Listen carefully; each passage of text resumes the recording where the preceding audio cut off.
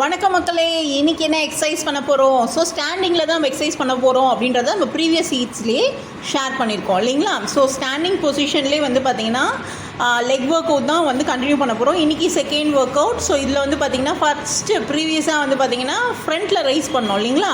So இது வந்து பேக்கில் ரைஸ் பண்ணோம். இவங்க ஒரு சின்ன தப்பு பண்ணுறாங்க. என்னென்னு பார்த்திங்கன்னா முட்டியை மடக்கிட்டு காலை தூக்குறாங்க. ஸோ நீங்கள் பண்ணும்போது என்ன பண்ணணும்னா முட்டியை மடக்காமல் ஸ்ட்ரெயிட்டாக காலை தூக்கணும். சில பேரால் வந்து உடனே கரெக்டாக அந்த மோஷனை வந்து கேப்சர் பண்ணிவிட்டு பண்ண முடியாது, கரெக்டான பொசிஷனில் வந்து பண்ண முடியாது. பட் நம்ம டே பை டே பண்ணும்போது அதை வந்து கரெக்ட் பண்ணிட்டா தான் அந்த மசில்ஸ்க்கு வந்து ரீச் ஆகும்.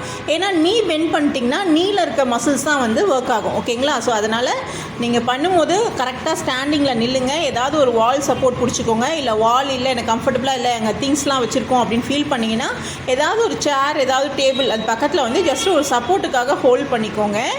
அதுக்கப்புறம் நீங்கள் காலை பின்பக்கமாக கொண்டு இப்போ பாருங்கள் கரெக்டாக பண்ணுறாங்க. ஸோ அந்த மாதிரி கால் மடக்கி பண்ணக்கூடாது, அதாவது முட்டியை மடக்கி பண்ணக்கூடாது, ஸ்ட்ரெயிட்டாக பின்னாடி கொண்டு போகணும். அப்போ தான் கரெக்டாக ஹிப் ஜாயிண்ட்டுக்கு அந்த மூமெண்ட் வந்து ரீச் ஆகும், அதை சுற்றி இருக்க மசில்ஸ் எல்லாமே டோன் ஆகும். அதே மாதிரி இன்னொரு தப்பு நிறைய பேர் பண்ணுறது என்னென்னா, இந்த மூமெண்ட்ஸ் பண்ணும்போது முன்னாடி குனிஞ்சிடுவாங்க. அதாவது பேக் மோஷனில் நம்ம கால் இழுக்கும்போது இது ஆட்டோமேட்டிக்காக வந்து நார்மலாக நடக்கிறது தான். பட் அதை நம்ம கரெக்டாக பண்ணால் தான் அந்த மசில்ஸ்க்கு வந்து கரெக்டாக ரீச் ஆகும். சரிங்களா? ஸோ ஸ்டாண்டிங்கில் பாருங்கள் கரெக்டாக ஸ்ட்ரெயிட்டாக நிற்கணும். முன்னாடியும் குனியக்கூடாது, பின்னாடியும் சாயக்கூடாது. ஸ்ட்ரெயிட்டாக ஒரு ஸ்கேலில் ஒரு லைன் போட்ட மாதிரி ஸ்ட்ரெயிட்டாக இருக்கணும். ரொம்ப கான்ஷியஸாக இருக்க வேணாம், ரொம்ப ஸ்டிஃப் பண்ணிக்க வேணாம். பட் உங்களால் முடிஞ்ச அளவுக்கு என்ன பண்ணுங்கள், குனியாதீங்க. முன்னாடியும் குனியக்கூடாது, பின்னாடி குனியக்கூடாது. அப்பர் பாடி ஸ்ட்ரெயிட்டாக இருக்கணும். அதே மாதிரி காலை பின்பக்கமாக கொண்டு போகும்போது முட்டியை மடக்கக்கூடாதுங்க. அவ்வளோதான். இந்த 2 பாயிண்ட் மட்டுமே மனசில் வச்சுட்டு இந்த எக்ஸசைஸ் பண்ணிங்கன்னா கரெக்டாக ரீச் ஆகிடும். உங்களோட தை மசில்ஸ்க்கு தேவையான அந்த டோன் வந்து உங்களுக்கு கிடச்சிடும். அதே மாதிரி இந்த ஃப்ளாபினஸ் டே பை டே நீங்கள் பண்ண உங்களோட கவுண்ட்ஸ் வந்து இன்க்ரீஸ் ஆகும்போது ஆட்டோமேட்டிக்காக உங்களுக்கு வந்து ரிசல்ட் வந்து கிடச்சிடும். சரிங்களா? ஸோ இது வந்து நம்மளுடைய செகண்ட், அதாவது ஸ்டாண்டிங்கில் லெக் ஒர்க் அவுட்டில் செகண்ட் ஒர்க் அவுட்.